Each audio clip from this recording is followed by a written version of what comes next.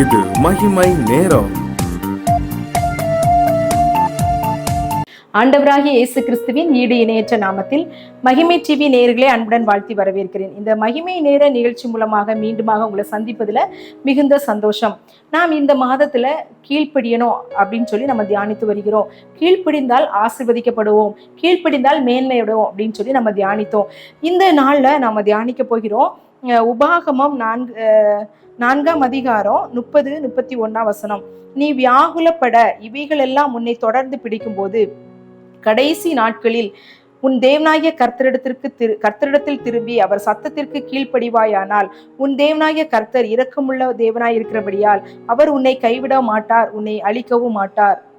உன் பிதாக்களுக்கு தாம் ஆணையிட்டு கொடுத்த உடன்படிக்கையை மறக்கவும் மாட்டார், அவர் கைவிட மாட்டார். நம்ம வியாகுலப்பட்டு நம்ம கவலைப்பட்டு கண்ணீரோடு இருக்கிற சூழ்நிலையில நம்ம வியாகுலப்பட்டு இருக்கும்போது நம்ம அநேக நேரங்கள் நம்ம சொல்லுவோம், ஆண்டவர் என்னை கைவிட்டுட்டாரு அப்படின்னு சொல்லுவோம். ஒருவேளை மற்றவங்க கூட சொல்லலாம், இவங்க ஆண்டவரை தேடுறாங்க, அவங்க ஆண்டவர் அவங்கள கைவிட்டுட்டாங்க அப்படின்னு சொல்லி மற்றவங்க சொல்லலாம். ஆனா நம்முடைய வாழ்க்கையில நம்ம அநேகமா சொல்லுவோம், ஆண்டவர் என்னை கைவிட்டார், இந்த காரியத்தை எனக்கு கைகூடி வர பண்ணல, ஆண்டவர் என்னை கைவிட்டுட்டார் அப்படின்னு சொல்லி நம்ம புலம்புகிறவர்களாய் காணப்படுவோம். நிறைய சூழ்நிலைகள் நம்மை அழுகைக்கு நேராக, அழுகையின் பள்ளத்தாக்குக்கு நேராக நம்ம உருவ நடந்து செல்லும் போது இப்படிப்பட்டதான வார்த்தைகள் நம்ம வாயிலிருந்து புறப்பட செய்கிறது. ஆனா ஆண்டவர் என்ன சொல்றாரு, இப்படி வியாகுலப்பட்டு இருக்கும்போது என்னுடைய சத்தத்திற்கு கர்த்தரிடத்துல திரும்பி அவருடைய சத்தத்திற்கு நம்ம செவி கொடுக்கணும். அப்படி இருக்கும்போது ஆண்டவர் நம்மை கைவிட மாட்டார் அப்படின்னு சொல்லி வசனம் சொல்கிறது.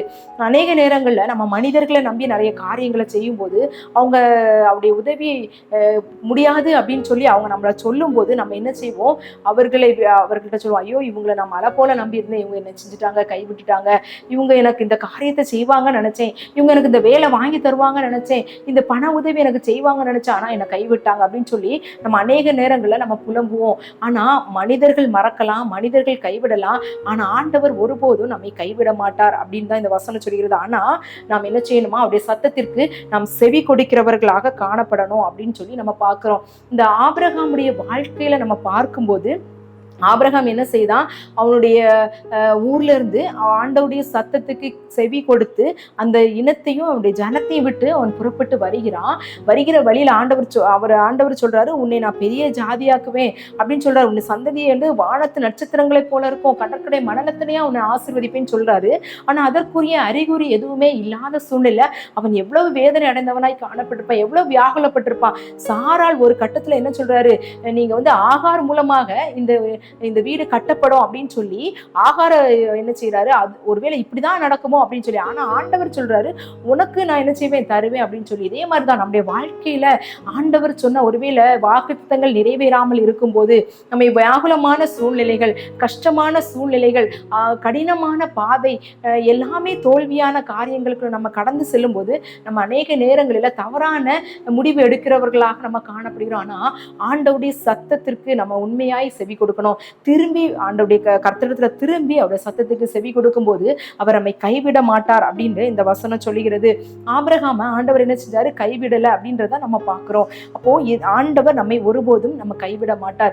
யாக்கோபுடைய வாழ்க்கையை எடுத்துக்கொள்ளுங்க. யாக்கோப ஆண்டவர் பெத்தேலில தரிசனமாகி சொல்றாரு, நீ வந்து பலியிடணும் அப்படின்னு சொல்லி திரும்பி வர பண்ணும்போது அந்த இடத்துல அவன் என்ன செய்யறான், பலியிடுறான். அப்போ திருப்பி எகிப்துக்கு போகும்போது கூட சொல்றாரு ஆண்டவர், நீ எகிப்துக்கு போ அப்படின்னு சொல்றாரு. அப்போ அதுக்கு அவன் கீழ்ப்படிந்து அவனுடைய சந்ததிகள் என்ன செய்து போகுது, 70 பேர் போனாங்க. அந்த இடத்துலயும் ஆண்டவர் என்ன செய்தார், அவங்களை கைவிடல, அவங்க எல்லாரையும் மறுபடியுமாக திரும்பி இங்க கொண்டு வர பண்ணினார் அப்படின்றத நம்ம பார்க்கிறோம். அதே போல ஒருவேளை நம்முடைய வாழ்க்கை சில நேரங்கள்ல நம்ம கஷ்டமான சூழ்நிலைகளுக்குள்ள நம்ம கடந்து போகும்போது நாம் அவர் எந்தெந்த காரியங்களை நம்ம செய்யல அப்படின்னு சொல்லி கர்த்தரிடத்துல திரும்பும் போது, உண்மையாய் அவருடைய சத்தத்திற்கு நம்ம செவி கொடுக்கும் போது நாம் அவர் நம்மை ஒருபோதும் கைவிட மாட்டார். புலம்பல் 3:31 சொல்லப்பட்டிருக்கிறது, ஆண்டவர் என்றைக்கும் கைவிட மாட்டார். அப்போ ஆண்டவர் எந்த சூழ்நிலையிலையும் நம்மை கைவிட மாட்டார். ஒருவேளை நம்ம நினைக்கலாம், ஐயோ நான் கைவிடப்பட்டது போல நான் காணப்படுகிறேனே அப்படின்னு சொல்லி நம்ம நினைக்கலாம். ஏசாயா 54 அதிகாரம் 7 வசனம் சொல்கிறது, இமைப்பொழுது உன்னை கைவிட்டேன், ஆனாலும் உருக்கமான இரக்கங்களால் உன்னை சேர்த்துக் கொள்வேன். ஒருவேளை ஆண்டவர் கைவிட்டது போல காணப்படுகிறதா, நமக்கும் ஆண்டவருக்குள்ள உறவை நம்ம சரிப்படுத்துகிறவர்களாய் காணப்படணும். எந்த இடத்துல நான் திரும்பணும் அந்த இடத்துல திரும்பி அவருக்கு செவி கொடுக்கிறவர்களாய் காணப்படும் போது ஆண்டவர் நம்ம என்ன செய்வாரு, கைவிட மாட்டார் அப்படின்றத எந்த விதமான சந்தேகம் இல்லை. 8ஆம் வசனம் சொல்லுகிறது, அற்ப காலம் மூண்ட கோபத்தினால் என் முகத்தை இமைப்பொழுது உனக்கு மறைத்தேன், ஆனாலும் நித்திய கிருபையுடன் உனக்கு இறங்குவேன். அப்போ இமைப்பொழுது நம்ம ஆண்டவர் மறைத்து ஒருவேளை கைவிட்டது போல ஒரு சூழ்நிலை காணப்படும். இமைப்பொழுது ஒரு சின்ன நேரத்துல கூட ஆண்டவர் நம்ம கைவிடும் போது நமக்கு மிகப்பெரிய கஷ்டமாய் நமக்கு காணப்படுகிறது. ஆனா ஆண்டவர் சொல்றார், நித்திய கிருபையுடன் இறங்குவேன். எப்ப இறங்குவேன்? ஆண்டவரை நோக்கி நம்ம திரும்பும் போது, அவர் சத்தத்திற்கு நம்ம செவி கொடுக்கும் போது அவர் நம்மை கைவிடாத தேவனா இருக்கிறார் அப்படின்றத நம்ம பார்க்கிறோம். ஏசாயா 41:10 இப்படி சொல்கிறது, நீ பயப்படாதே, நான் உன்னுடனே இருக்கிறேன், திகியாதே, நான் உன் தேவன், என் நீதியின் வலது கரத்தினால உன்னை தாங்குவேன், கையை பிடிச்சு நான் தாங்குவேன், உன் கூட தான் நான் இருக்கிறேன் அப்படின்னு. நம்ம நிறைய ஆண்டவர் என்னை கைவிட்டுட்டார் அப்படின்னு சொல்றோம். அப்போ கைவிட்டுட்டார் அப்படின்னா அவர் நம்ம கூட இல்லை அப்படின்றது தான் நம்ம உணர்ந்து கொள்கிறவராய் காணப்படுறோம். ஆனா ஆண்டவர் என்ன சொல்றாரு, நான் உன் கூட தான் இருக்கிறேன், நான் உனக்கு துணை நிற்கிறேன் அப்படின்னு ஆண்டவர் என்ன சொல்றாரு, நமக்கு வாக்குப்படுகிறார். நீதியின் வலது கரத்தினால் அவர் நம்மை தாங்குகிற தேவனா இருக்கிறார் அப்படின்றதுல எந்த விதமான சந்தேகம் இல்லை.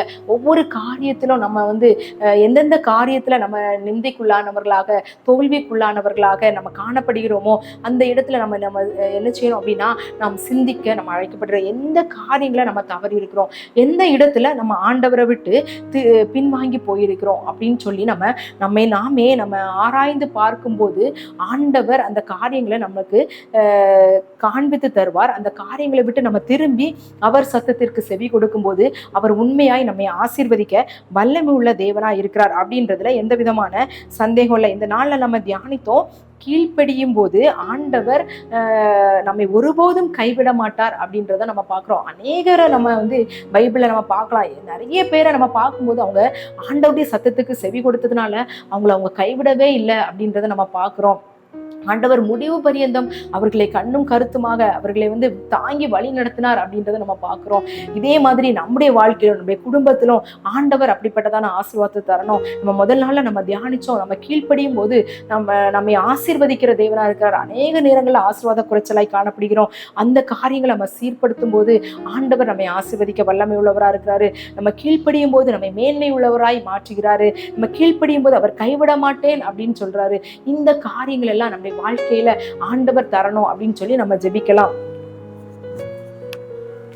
எங்களை அதிகமாய் நேசிக்கிற எங்கள் அன்பின் கர்த்தாவே, இந்த நல்ல நாளுக்காக உமக்கு நன்றி செலுத்துகிறோம். இந்த நாளில் ஆண்டவரே உமக்கு நாங்கள் கீழ்ப்படியும் போது, உங்களுடைய வார்த்தைக்கு, உங்களுடைய கற்பனைகளுக்கு நாங்கள் செவி சாய்க்கும் போது நீங்கள் எங்களை கைவிட மாட்டீர் அப்படின்னு சொல்லி நாங்கள் பார்த்தோம் தகப்பனே. ஆண்டவரே அநேக நேரங்களுடைய எங்களை வாழ்க்கை ஆண்டவரே வியாகுலம் உள்ளதாக காணப்படுகிறது. நாங்கள் ஆண்டவரே அழுகையின் பள்ளத்தாக்குக்குள்ள நாங்கள் கடந்து செல்கிறோம். ஆண்டவர் எங்களுக்கு ஆண்டவரே ஏன் இதை எங்களுக்கு செய்யல, ஆண்டவர் எங்களை கைவிட்டு விட்டார் அப்படின்னு சொல்லி புலம்பிக் கொண்டிருக்கிற இந்த சூழ்நிலைகளில் ஆண்டவரே நாங்கள் உண்மை நோக்கி ஜெபிக்கிறோம். பலவீனத்தின் நிமித்தமாக ஆண்டவரே இயேசப்பா, குடும்ப சூழ்நிலை நிமித்தமாக, வேலையில் இல்லாததினால, பிள்ளை இல்லாததினால ஆண்டவரே அநேக நெருக்கங்கள் வியாகுலங்களினால கவலைப்பட்டு கொண்டிருக்கிறவர்கள், பிள்ளைகளுக்குரிய ஆசீர்வாதங்கள், என்னுடைய பிள்ளைகளுக்கு இன்னும் நல்ல திருமண வாழ்வு ஏற்படுத்தலையே, இது நடக்கலையே, என்னைக்குதான் இப்படி நடக்கும், என்னுடைய பிள்ளைகள் இருக்கிறது ஒரு பிள்ளை இல்லை, இன்னும் பிள்ளைகள் இருக்கிறதே அப்படின்னு சொல்லி கவலையோடு வியாகுலத்தோடு இருக்கிற ஒவ்வொருவருக்காக நான் ஜெபிக்கிறோம். எந்த இடத்துல உம்மை விட்டு ஆண்டவரே விலகி இருக்கிறாங்க அப்படின்றத உணர்த்தும்படியாய் ஜெபிக்கிறோம். அந்த காரியத்துல கர்த்தரிடத்துல திரும்பி ஆண்டவருடைய சத்தத்திற்கு செவி கொடுக்கும்படியாக கிருபைகளை நீர் தந்தருள்வீராக. அப்படி செய்யும் போது ஆண்டவரை கைவிடாதபடி அவர்களுக்கு உள்ள எல்லா ஆசீர்வாதங்களையும் ஆண்டவருடைய மேன்மைகளையும் நீர் கட்டளையிட போறதற்காக உமக்கு நன்றி செலுத்துகிறேன். ஆண்டவரே இந்த நாள்ல யார் யார் ஆண்டவரே இந்த காரியங்களுக்காக உங்களுடைய சமூகத்துல ஜெபிக்கிறார்களோ அவர்களுக்கு ஆண்டவரே அந்த பரம வல்லமை இறங்கும்படியாக ஜெபிக்கிற தகப்பனே. அப்ப அவர்களுக்கு அதை உணர்த்தும்படியாகவும் அதை விட்டு திரும்பி உமக்கு கீழ்ப்படியும்படியான ஒரு மன பக்குவத்தையும் உங்களுடைய கிருபையும் கொடுத்தரல வேண்டுமாறு ஜெபிக்கிறேன். எங்களை தாழ்த்துகிறோம், வெறுமையாக்குறோம். நீர் பெருக, நாங்கள் சிறுக. இயேசுவின் மூலம் ஜெபம் கேளு நல்ல பிதாவே, ஆமென்.